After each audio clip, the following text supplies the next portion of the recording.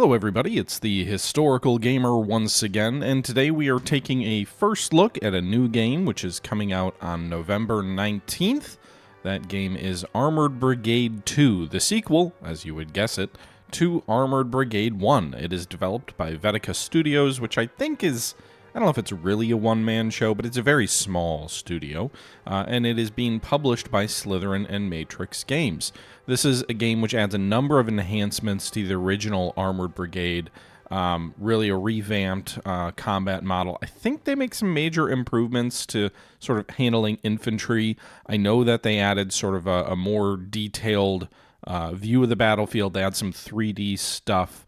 And this is a real-time war game. So this is a pausable real-time war game, kind of in the vein of something like Close Combat, but on a larger scale. You're looking at less small unit tactics and looking at kind of like brigade or battalion level combat in a hypothetical Cold War gone hot. The game takes place between the 1960s, late 1960s, and the early 1990s from a unit point of view, and it has a large database which you can make changes and edit stuff in, make your own scenarios, make your own campaigns, and is really kind of interesting in that way. In some regards, I've sort of thought about it as sort of like a Command Modern Operations type game, but with a focus on land combat instead of Command's focus on naval and air combat. I don't know that that's entirely true. They kind of play at different scales and whatnot, but it is an interesting looking game, so we're going to go ahead and jump in and see what they've done differently with Armored Brigade 2.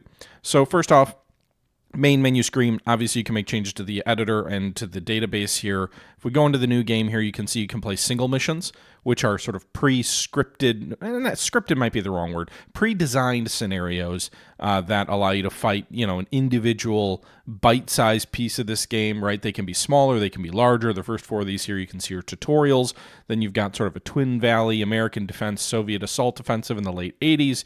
You've got a Rear Guard, Soviet Assault versus U.S. Army in the late 80s. You've got a British scenario here, Nikitin's Assault, which is in the 70s, British versus the Soviets. It's basically a game that looks at Warsaw Pact versus NATO, and so you can have a wide variety of different, countries and unit types and things like that. The original Armored Brigade, they added DLCs that added like Dutch forces and French forces and things like that. I'm assuming they'll do that here as well. I'm actually playing the beta version of the game, so this is not like the published version that's going to go live on the 19th. Also worth remembering, while this is going to be for sale on the 19th, key point, it is going to be for sale on Matrix and Slytherin's website. It is not going to be on Steam until 2025. I'm assuming there's two reasons for that in games like this. One, small studio, small publisher. Frankly, these kind of companies exist on the margins. And so to be able to stay in business and profitable, you gotta, ideally you don't pay Steam a 10% or 20% or 30% cut, whatever their agreement is with them, and every copy you sell. So sometimes it makes sense to sell directly to your customers first and then open it up to a wider audience. That could be part of it. The other part of it may also be, I don't know. I'm playing a beta version, so I don't know if the full version for sure will be totally ready on the 19th. It says it launches. It doesn't say it's early access, so I guess maybe, but that's always worth considering is maybe before they launch to Steam, maybe they want to have some patches and other things like that out to kind of, solidify things. I haven't seen any issues with it yet. This is just me speculating, but you can see here there's 2 British scenarios in this beta version and a bunch of American versus Soviet versions. The game also has campaigns, so you can see you can generate a campaign, which allows you to create your own kind of sandboxy campaign, kind of in the realm of like Field of Glory 2, where you build a force, use your points to like equip your units, and like that determines how many units and what you have, and then you fight a series of linked dynamic battles over a map. So there's multiple different maps here. There's the Ardennes map. This is the big, version of the map. When you go ahead and you zoom in here, you actually see kind of like where the areas you might fight over, because while this might be the whole map, the battles unfold across this map over the course of a campaign. So like you can zoom in here as you've got this little magnifying glass, and that's like the field you'd fight over. Then you might have another battle down here and whatnot. You've got the Ardennes map, Fort Irwin Training Center, which is, I believe that's in Texas, Fulda Gap map, I'm not familiar with the Hofgap, but there's a Hofgap map. Northeast Italy, northwest or North German Plain, Plzeň region, and the southeast of Finland. These are all maps here. And I actually remember in the base game, when it first came out, I really enjoyed, there was a Finnish scenario in that game where you played as the Finns fighting with Soviet equipment being attacked by the Soviets. It was kind of like a new Winter War scenario, and I found that enjoyable. Finnish T-55s versus Soviet T-62s and such. You can see here, you can select the size of your, the sector size, the sector depth, campaign settings, all that kind of stuff here. And then there's also sort of the pre-built campaigns here. So that was generate campaign. There's also the option to have a pre-built campaign. The beta that I'm playing has two dynamic and one scripted campaigns. So these scenarios here, Over the Hills and Defending Fulda, are dynamic campaigns. There's no briefing for each mission because what comes over the course of the campaign is determined by kind of like what happens in the previous fight. And I'm assuming, if I actually go ahead and click in here, I'm assuming you've kind of got so you're going to build, well, actually maybe not. You've got a set force here, and then you just pick your air units. Okay. But the scenarios are not scripted in kind of a linear way, whereas I'm assuming the Relief of Bastogne Redux 2 is actually scripted because it doesn't say here that it is a dynamic campaign, and it does have a nice little write-up about what's going on here, about the kernel, about what's going on. So I'm assuming this is more in the realm of, they had a Prague Spring DLC where they had the entire campaign in that game was mission 1 was a set mission, mission 2 was a set mission. Casualties would carry over, I believe, but you didn't have every mission was predetermined. It wasn't based on the result of the previous battle. If you didn't win, you didn't get to progress. That kind of a linear battle. But I enjoyed that mode because it was more true to, I think, the actual, it was more true to telling a story, which I think dynamic campaigns, when you don't have other information other than just, here's my block of units that I get to fight forward with, that feels a little bit harder to tell a story with. Now, if we go in here and we take a look at the actual campaign, we're going to be playing the Relief of Bastogne Redux 2. It is 1979, so we're going to be dealing with M60s, not M1s. You can see here the Soviet initial push into the Ardennes was running out of steam. It was time for a counteroffensive, so they must have overrun all of Germany, and now they're in toward France, and now they're running out of steam, and now the NATO forces, the U.S., are going to go ahead and launch a counteroffensive near the Ardennes. We've got an M60A1 platoon that apparently you can make it from Martelang to Bastogne in a half hour if the road is passable. Intelligence reports indicates that the 120th Guards Motor Rifle Division and 193rd Tank Divisions were holding the line in the area that we're trying to pierce. It looks like Lieutenant Colonel Johnson here is given command of a mechanized battalion-sized task force designated with leading the 3rd Armored Division push. I'm assuming that's the force that we will actually get to fight with. My division was evidently going to strike into the enemy on the left flank of the salient into NATO positions. M113s are moving up the road with a steady stream of ambulances moving down the other side. Soldiers could hear the noise of battle to the front.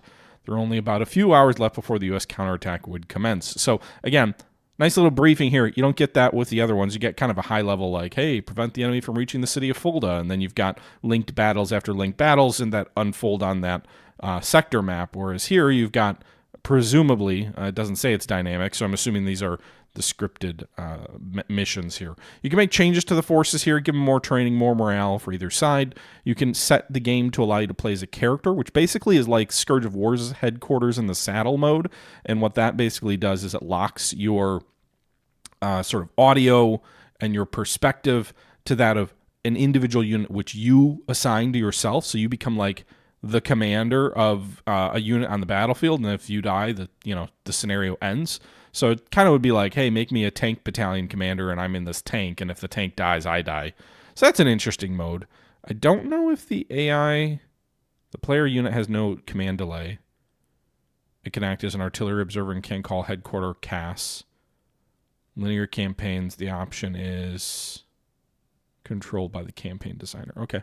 There's an easy mode, hidden information in the AAR, victory levels can be hidden, always play enemy sounds. That kind of removes fog of war, but whatever. Let's go ahead and jump in. So we are to the campaign screen. Now, in a generate type scenario, you'd actually be able to choose your ground units. This one's not, because it's, it's a campaign. Your unit's chosen for you. So we've got all of these units over here. I can't remove them. These are preset units, which we're going to fight with. You can see M113s. You can see M60s. Apparently there's an M48. This is an M48 chassis, maybe, with a SAM section, and then some anti-tank sections, all this kind of stuff over here. But what we're actually interested in is the air elements here. So you can see here, we're given a total number of 13,447 points to select our units. 10,033 have already been selected based on all these units here. But what we can actually do is we can go ahead and add some air and artillery support. So right down here, 4 guns times 225 per gun is 900 points per battery of artillery. Right now, there's no artillery assigned to us. There are no artillery minefields assigned to us. But we can go ahead and say, let's assign 1 artillery battery to us. Now, that costs 900 points up here. But you can see here, we have 156 rounds for those 4 guns of HE, 36 OPICM, 2, I'm assuming this is, I don't know what TRP is, 12 illumination, 36 smoke, for those 4 guns. You can have up to 6,700 points of artillery. We don't have 6,700 points to spend, so that's just a theoretical limit. We can also purchase artillery mines, which, how much does that cost? We can purchase artillery minefield. That costs, what, like 240?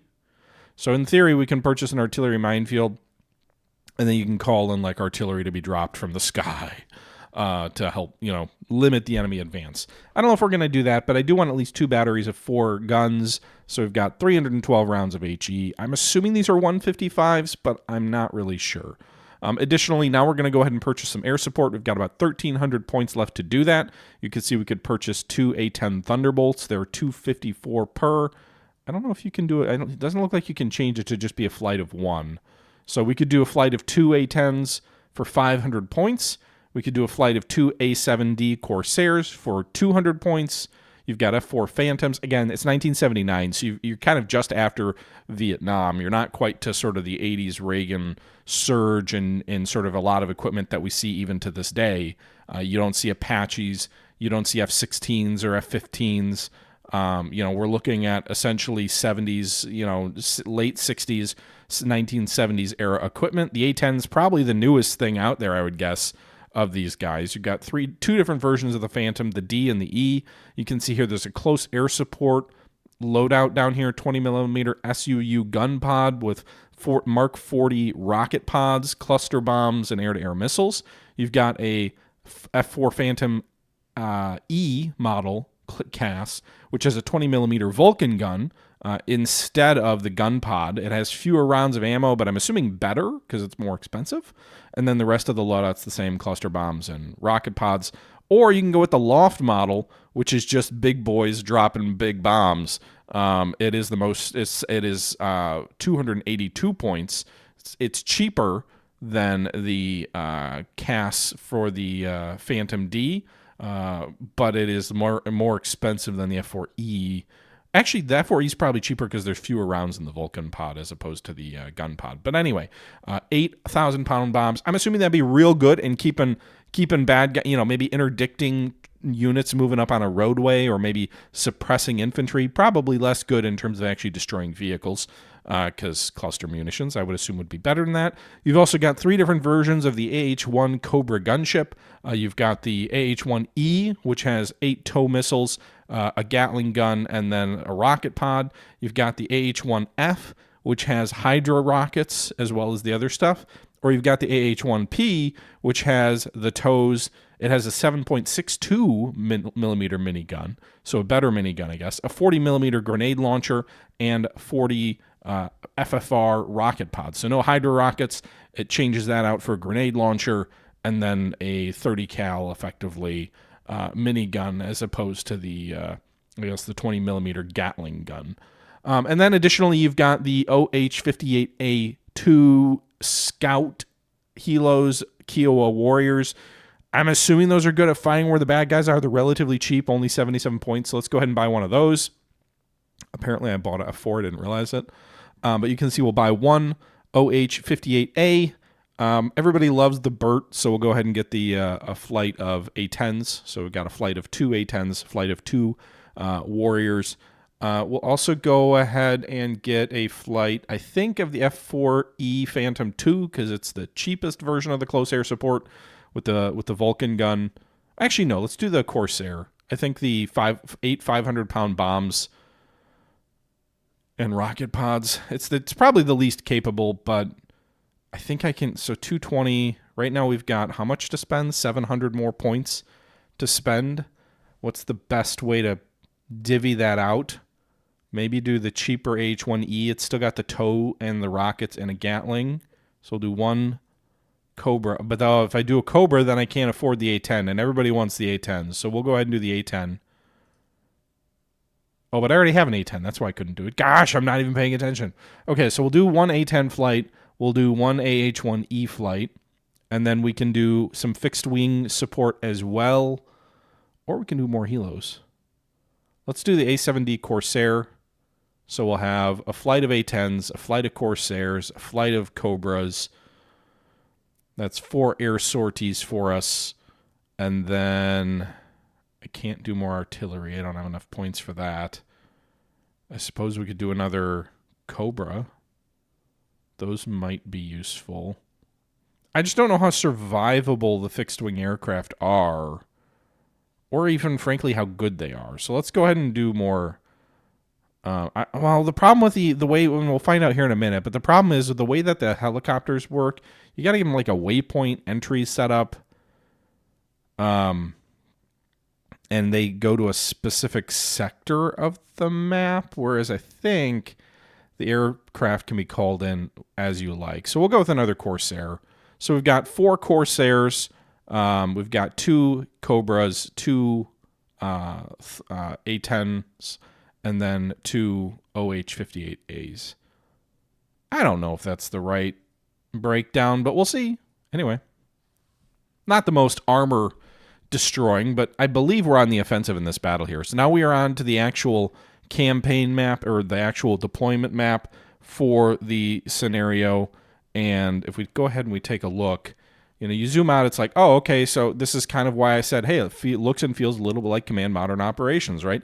You got the little 2D chits of the different units with the little icons that represent, mechanized versus armor versus, artillery, etc. But where this is different than something like Command is if you zoom in, and this is what's different. So like in Armored Brigade 1, you had like these kind of little outlines of the actual units, and you could see them firing and moving, but it wasn't much more than kind of this level of view. It was like very much a 2D view when you zoomed in.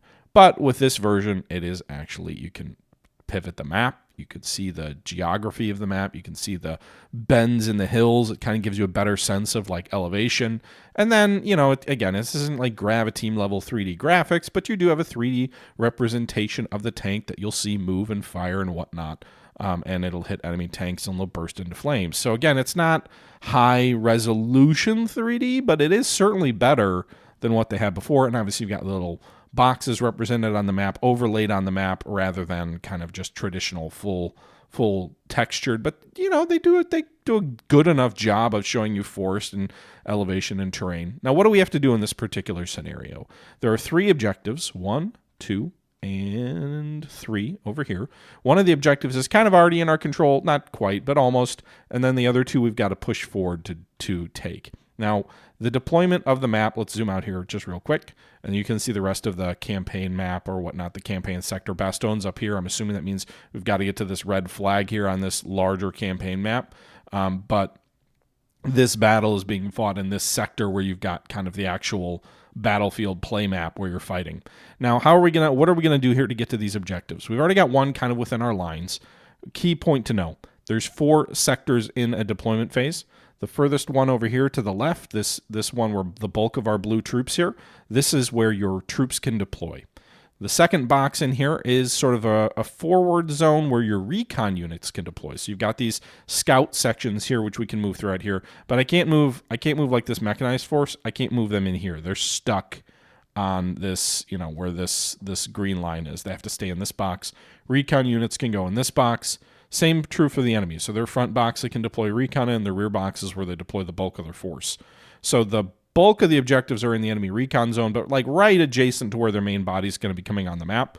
Whereas we've got one in our area, and we've got additional objectives that we have to push forward to take. So this is an American, I guess it's kind of like a meeting engagement, but we need to take and hold those objectives. So first things first, this objective here, I believe is already in our control. I'm going to leave my scouts out front here to hopefully recon the enemy. So we've got tow carriers here. The scout section is made up of a tow carrier, M113s. Do they have like actual... I'm not sure if they have... You can click on, by the way, you can click on this little icon to command the whole force, so this little slash, or you can click on the actual unit within, and you can, zoom in here. So I can see the actual individual unit down here. You can see it has stats, so we've got 10 tow missiles in this. So I suppose this is just an APC with a little tow launcher on the top. Presumably there's 9 more tow missiles inside the actual half-track, and then they just reload it as it fires away. So, kind of a makeshift APC converted to anti-tank weapon, but yes. And you've got like HQ contact, which I'm assuming influences how much of a delay there is because there is a delay when you issue orders between when you issue them and when the order takes place. There's also formation commands down here, so I can go ahead and have these guys in a line. I can go ahead and have these guys in a wedge, a V, echelon line. For a 2-unit formation, probably line is probably what I would want. So we'll go ahead and put these guys in this wood line here. There's also a line of sight tool over here where you can see, like, what can you see? I'm assuming the red means... I'm assuming nothing. Well, it doesn't actually tell me, does it? Maybe red is partial, blue is full. And then obviously nothing is nothing. But anyway. You can also do different versions of the map. So you can do like height on the map here. This is elevation. Kind of an interesting little look there.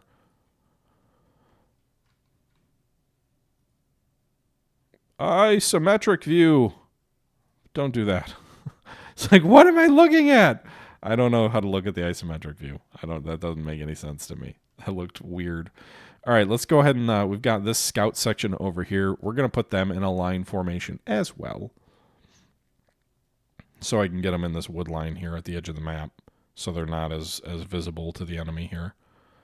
So deployment feels like it's pretty important. Just a little bit. Actually, so I've got 3 scout sections. And that's a big front to cover with 3. Now there is an elevation over here on the far right near the front that feels like it kind of commands a lot of this area. So you've got, like, if we take a look on this map here, we say, like, what? I mean, I know there's forest and everything, but this feels like it's an elevation that commands a lot of the terrain around it. So let's do this. Is this a tow carrier? No, that's a scout section. Where's our tow carrier? Tow carrier scout section over here. We're going to put these guys here.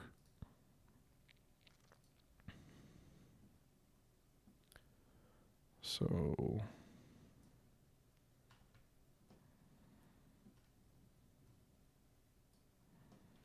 we're going to put them on the edge of this sort of hill, I think. So this unit can cover these 2 roads coming up here. This individual unit, I'd rather him stagger and be over here so he can cover the left flank, but maybe we actually do this. Let's formation, put them in a line. Right now they're in column.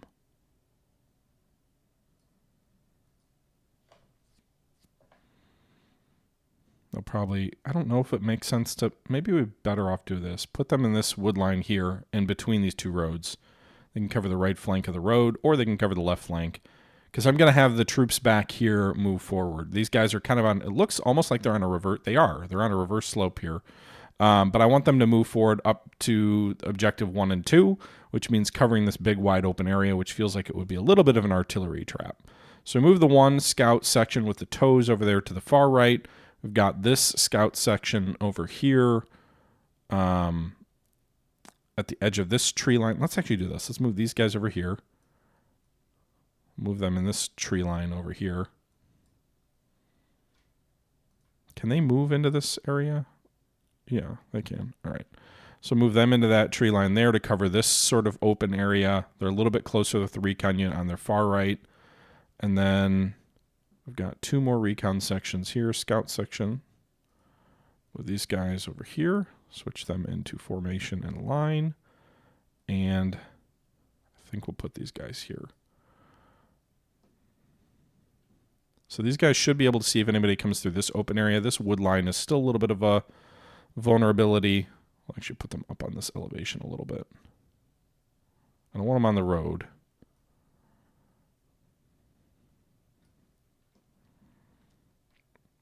Okay, so they're on this elevation. And then these guys...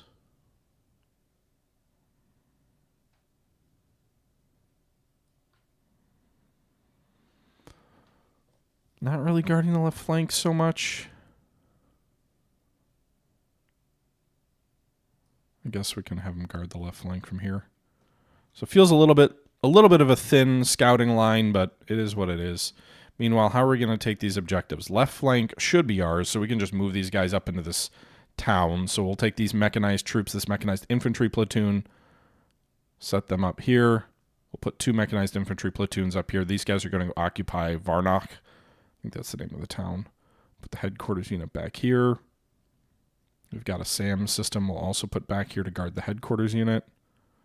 We've got a mortar platoon back here. Maybe put those with the headquarter unit. Mechanized infantry is going to move up and take that town. We probably want some armor support with them too. So let's put a platoon of tanks.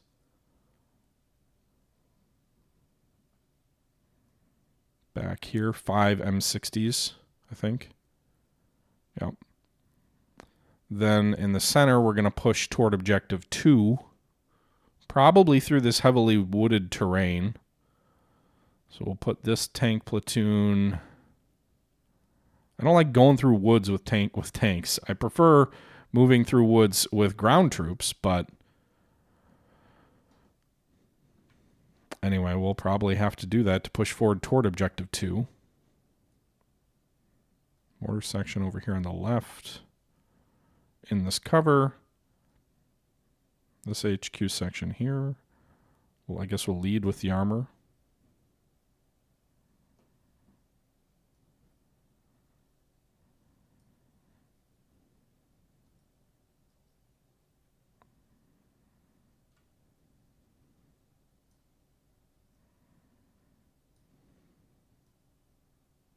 Okay. Put another tank platoon over here on the right flank. These guys are going to push forward behind this scouting group, which is behind objective 1.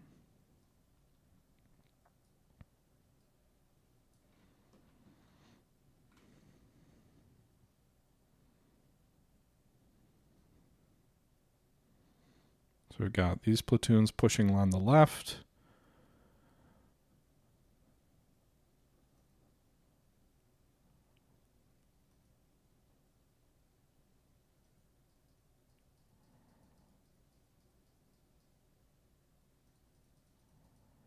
Okay. An anti-tank group here, which I think what we'll do is push these guys forward to this wood line. Set them up there. And then on the right flank, I don't like that so many of these troops are in the open, but I do think we're going to move our armor up through here on the right, try and hold that hill that we'd been talking about.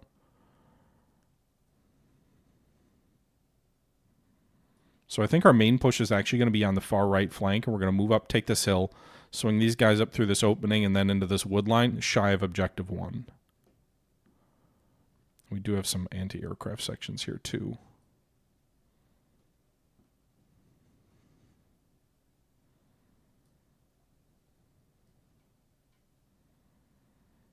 Mortar section. Back by this headquarters unit. Actually, multiple. So we'll put one anti-aircraft section in each spot on the battlefield. So we've got one on the far right, one in the center here.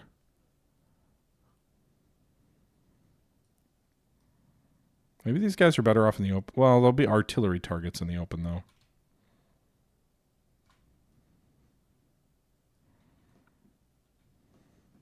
Okay. Now, can I issue orders to them before the battle starts?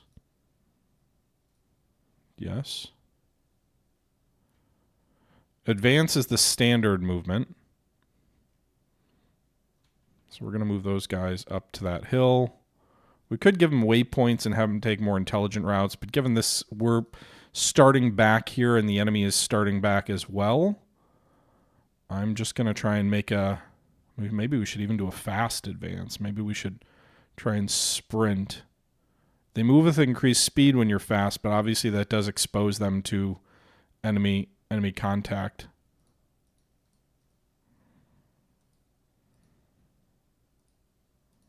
So we go ahead and move fast.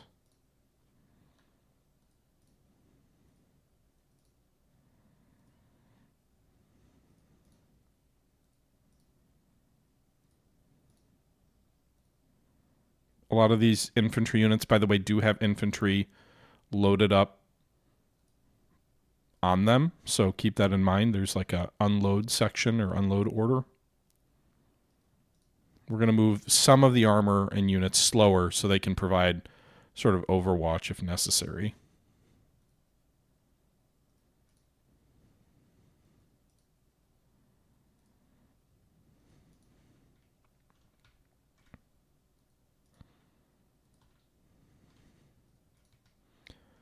I assume fast means they'll also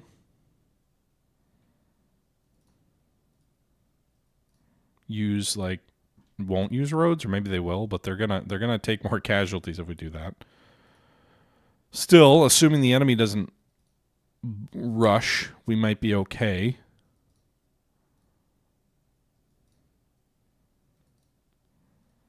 Assuming we just try and rush forward and get into position here.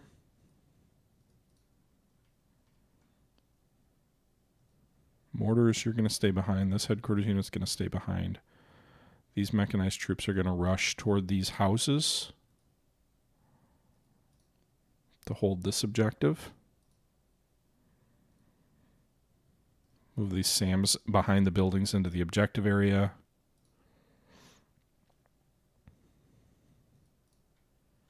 That armor can move to the objective area too and probably provide some cover from the rear. You can do stuff like build. Is this artillery? Yeah, these are target reference points. So you need to deploy your target reference points. We have 4. Where's your artillery going to be spotted in on? I guess we'll put the center of 2 target reference points on each objective here. So you can see the cone of support that they provide, but each objective will have the ability to call artillery on it. And then I suppose if we've got 2 more, we'll put one kind of on the back left. Although this wooded area might, I don't know, it depends where the enemy's going to come out of, but I'd rather the open areas where we have a better chance of seeing the enemy.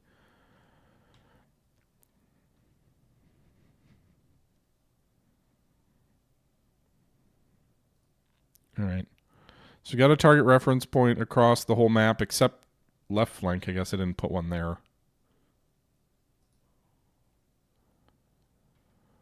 I think I've got to do something with my aviation too, air support. So we've got to go ahead and designate a path for your helicopters, an entry and exit point. I think for these Kiowa warriors, we're going to go ahead and designate entry point on the left by this objective here. So we're going to come in toward objective 2. So entry point over here. And then we can try. It looks like there's a little bit of a valley down here. I want them to fly nap of the earth. So I think what we do is we try and have them fly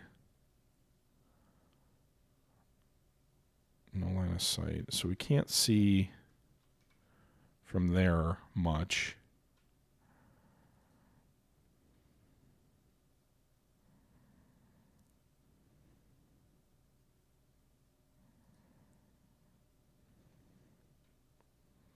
You have nice line of sight from that hill, although very exposed, presumably.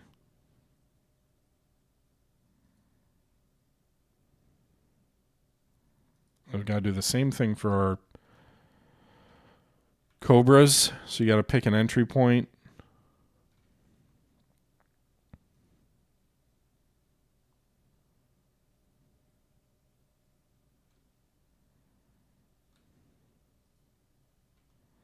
We have a nice vantage point from here.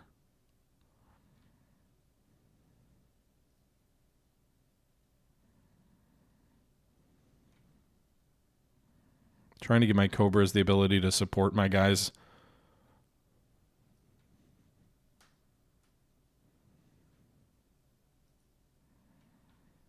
So it's kind of the routes they'll fly. It's sort of a pre-routing. The aviation just comes in. The fixed wing aviation just comes in where you tell them. You can build obstacles, but I don't have anything built, so I can't really build any minefields, anti-tank, or wire because I don't have that as a thing. So let's go ahead and start, I guess. So we've got different units across here. I'm assuming the yellow represents like, hey, we think there might be something there, but we're not sure.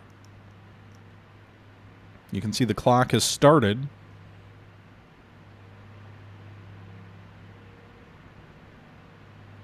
So the battle is underway. Only 30 minutes into this video. Enemy ground unit spotted. Shit. Alright, so our recon cars have spotted, or recon trucks have spotted enemy units forward here. They're engaging.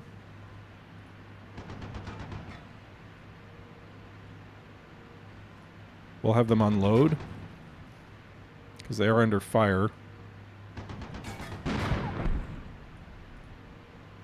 You can see the countdown. They've got 16 seconds till they follow that order.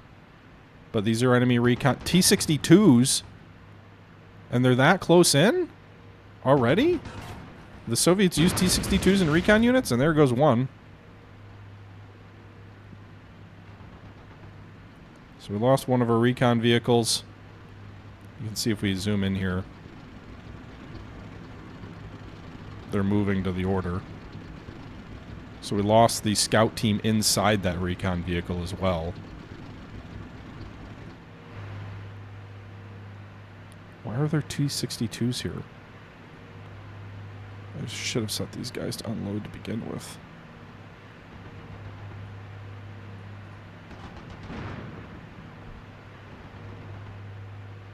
Air support. Let's call in the AH-1Es coming in.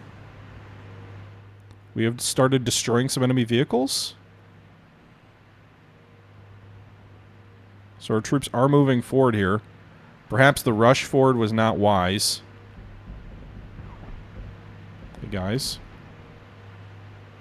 Unload your troops. Your mechanized infantry, which means you've got troops on those APCs that I don't want to all die.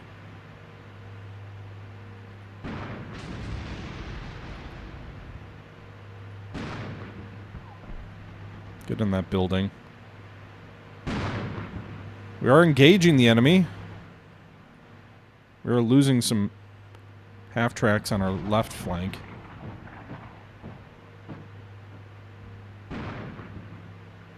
Nice! T-60 just knocked something out on the other side of the map. We're taking damage. Or taking fire. I don't know if we're taking damage. Is that a missile? What hit this thing? Oh god. That looked like anti-aircraft weaponry firing away at him. Mi-240? Is that a... Yeah, it's a helicopter.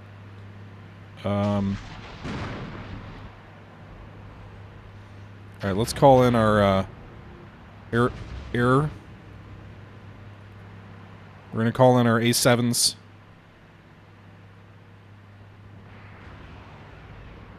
Just lost our first M60, I think.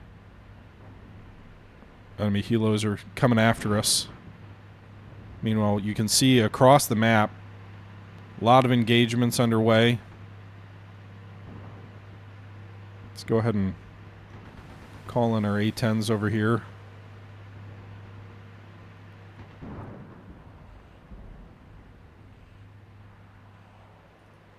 They're shooting missiles, it looks like.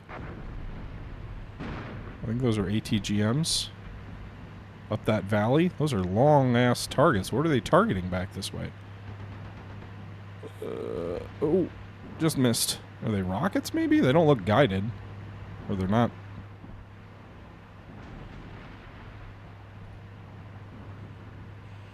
Advance into that wood line. Unload these guys here in this wood line. Oh!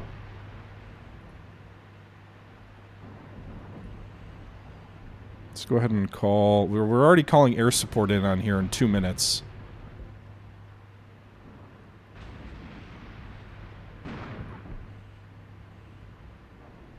Unload our infantry on that hill. We've got our armor up on this ridge. Some ricochets here.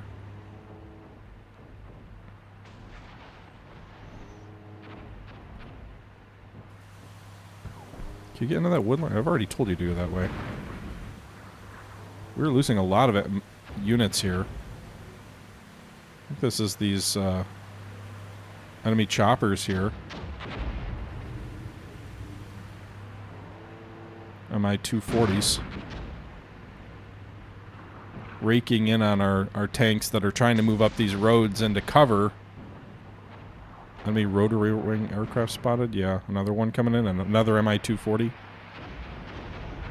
Oh, what is all this? Oh, artillery just pounding the village we're in. Oh. That's got to be a Katushka, right? Because when we fire artillery, I know for a fact it doesn't look anything like that. Where's my aviation? 30 seconds and a minute out? I probably shouldn't have moved up so recklessly. I should have hung back, let them come to me, then counterattacked once they hit us. Mechanized platoon HQ lost. Mechanized, or Mi-2 whatever, immobilized.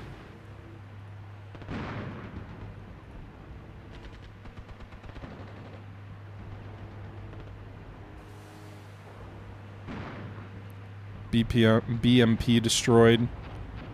T whatever destroyed. Another tank loss. Incoming aircraft.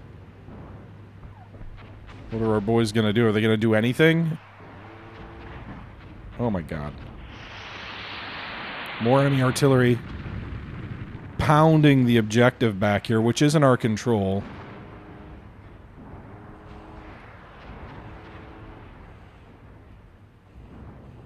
Alright, this little red line here represents communication with the HQ. I think we gotta get it a little bit closer to them. My anti-aircraft didn't do jack. Hey look, some of our aviation just flew in there. You can see they dropped a bunch of bombs on this road. The A7. I was hoping the A7 might engage these enemy helos. I wonder if a Phantom would've.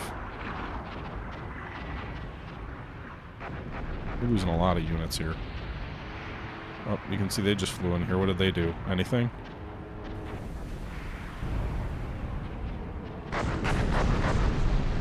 There's our A7. Again, not... Are they just flying off the map now? Or are they coming back?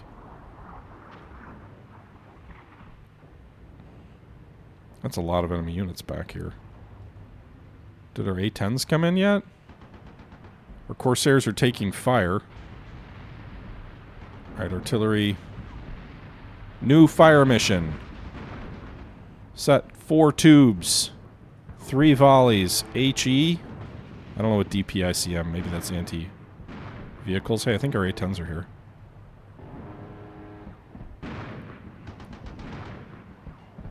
Front hull hit. Dropping cluster munitions here on T-72s. Main battle tank took one out after we dropped the cluster bombs on them. They dropped another load back here.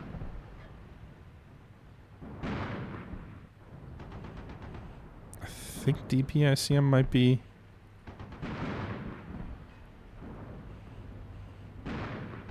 Alright, so we'll do 3 volleys. Set target here. They'll fire in a minute.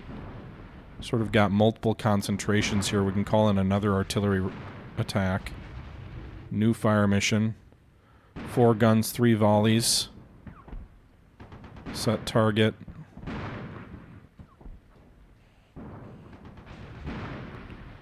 Seems like they got a lot of units concentrated on that one objective. They're taking a lot of casualties. Now that we've kind of stopped moving, we have started doing a little bit better, I think, in doing some damage to the enemy. With our troops in this wood line here.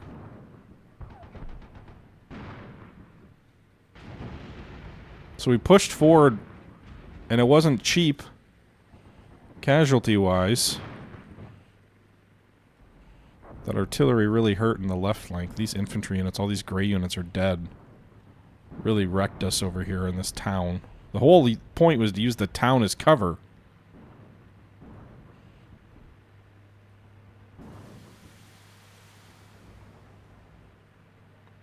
Enemy fixed-wing aircraft spotted. Great.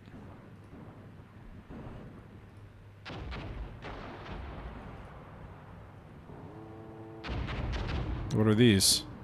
MiG-21s and ground attack rolls? My SAM's gonna do anything against them? Or did they get destroyed?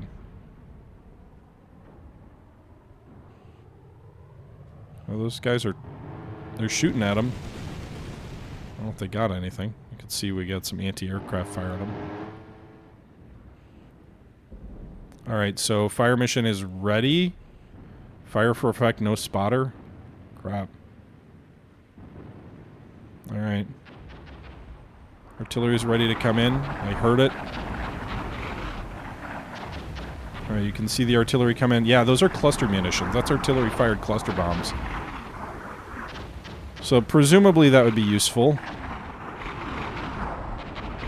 against these concentrations of enemy troops.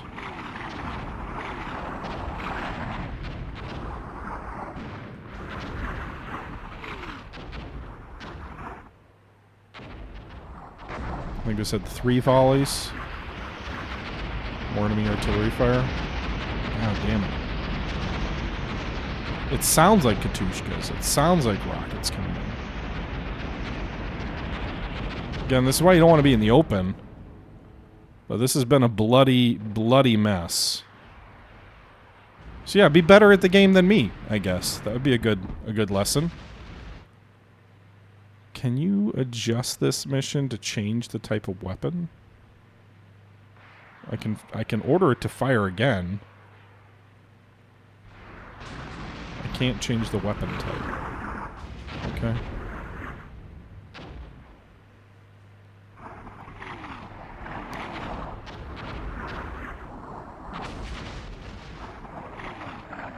So I think if I was to play this again, I would probably be a lot more cautious and let the enemy come to me.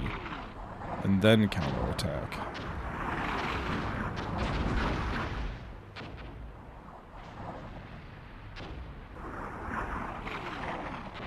I feel like at this point, we got all these dead infantry in here.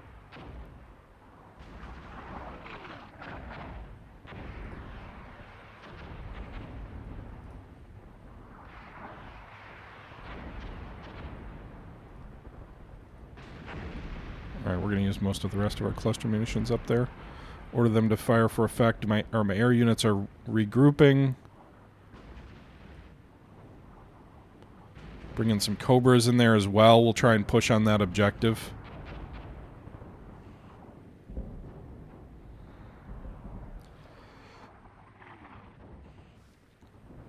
We've got a decent amount of mechanized troops in this wood line here in the center. See if we can push on objective 2. I don't really know what they've got. Like, if there's one area where I've got a concentration of living troops, it's sort of here. Our H1s are coming in. Should probably bring in my scouters too, right?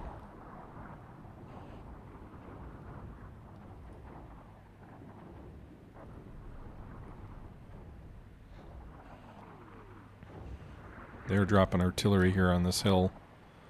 Just past where most of my troops are. This mechanized group getting chewed up a little bit there. Still got the Mi-240s up here. But the H-1 is ordered. You can do contour or nap of the earth or whatever flying, and they are flying nap of the earth, so they're kind of in this little gully here.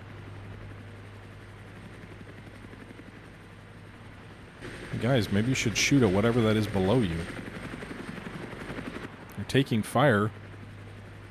Well, shoot at the damn thing. I don't even see it, but...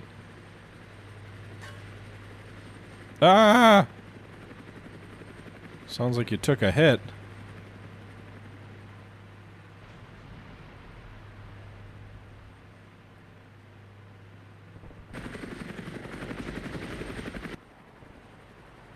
Well, the air units are supposed to engage these bad guys on their own, right?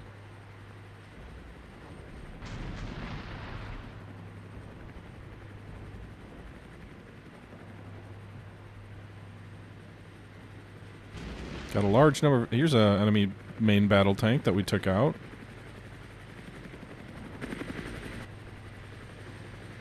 Enemy BTR-60, you're going to engage that?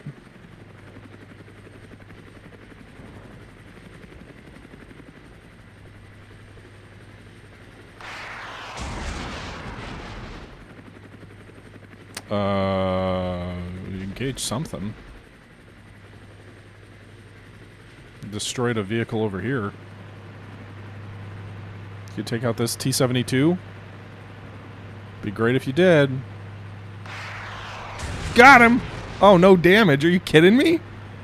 No damage? A broadside on like that? The second one missed. Getting shot at. Third one, no damage?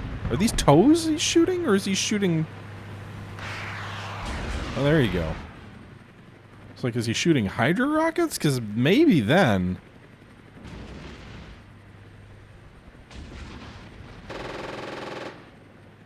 Now he's using his Gatling gun versus infantry here in the open.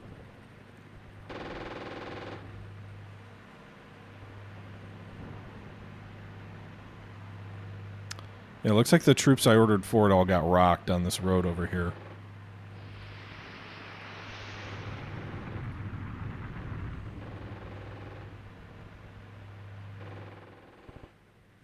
Trying to push my armor up this roadway toward Objective 2. Not much luck. You've got one surviving tank over here.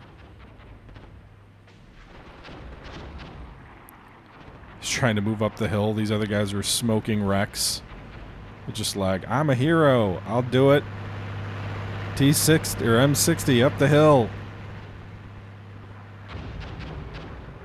I should be using like scout or contact or other movement orders, which I'm not using. He's coming down the road just above the hill. He's just chill.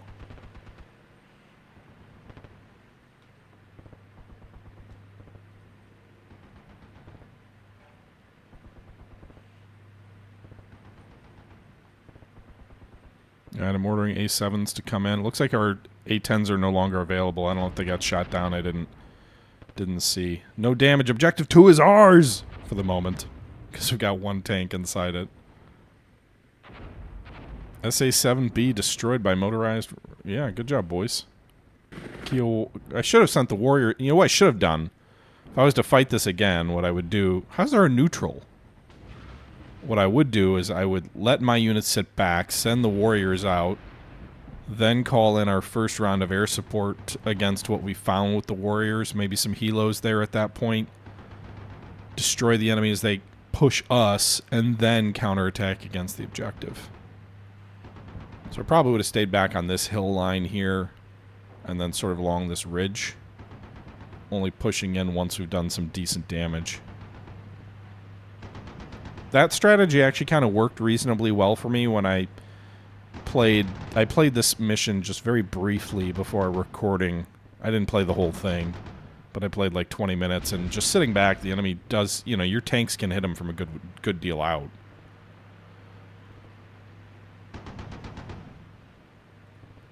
Do we have more DC? We do have 24 more DPCM rounds. We'll fire that. They'll be done before the air support comes in. Although I don't know that there's any enemies left in these boxes. It looks like they mostly advance outside the boxes. There's still some infantry in here. You can also change the size of that artillery box that you set up to, for what it's worth. This tank's on top of the hill! Some of their infantry's, your units here, are like back in behind some of our boys. There goes our artillery hitting the box. Out of DPCIM.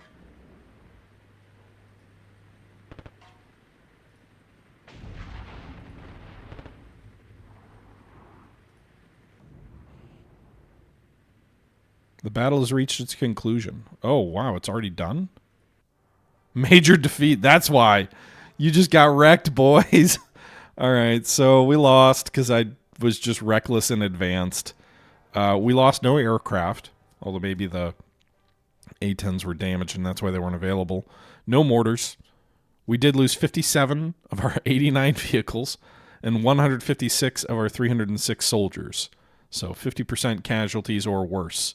The enemy lost 111 men. So, I mean, they lost fewer, but they didn't lose nothing, and they lost 38 vehicles and 1 mortar. So, I mean, they took casualties, but it wasn't sustainable on our end. So, that was a defeat, and I'm assuming my force, there was no going back for that. My force was not going to be available for another fight, and so we lose the campaign. But yeah, that's Armored Brigade 2, guys. I know I'm sure some of you are going to be like, get good before you show off the game. Sorry, I probably will never be good at this, but it's an enjoyable game that I will look to play more of once I get a little bit more time in it, and I can show you a little bit more of a, hopefully a more competent look. I will show you it, although I imagine I will never be good, but we'll see. Anyway, guys, that's my first look at Armored Brigade 2. I hope you enjoyed. I did. Whether I was bad or not is a different story. Yeah, comes out on the 19th on Matrix and Slytherin's website. Will come out in 2025 on Steam.